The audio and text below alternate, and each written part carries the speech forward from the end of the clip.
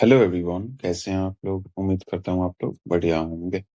तो आज हम लोग जानने वाले हैं कैरी ऑन का हिंदी मतलब या फिर what is Hindi meaning of carry on.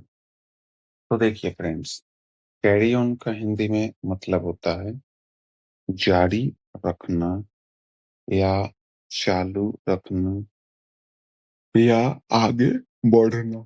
ठीक है। तो कैरी ऑन क्या हुआ कि हम कोई भी काम को अगर जारी रख रहे हैं या उस काम को चालू रख रहे हैं, हम उस काम को बंद नहीं किए बल्कि कंटिन्यूअस वो मेरा काम चल रहा है। तो उस स्थिति में उसको हम कैरी ऑन बोलते हैं क्योंकि हम उसमें आगे बढ़ते जा रहे हैं।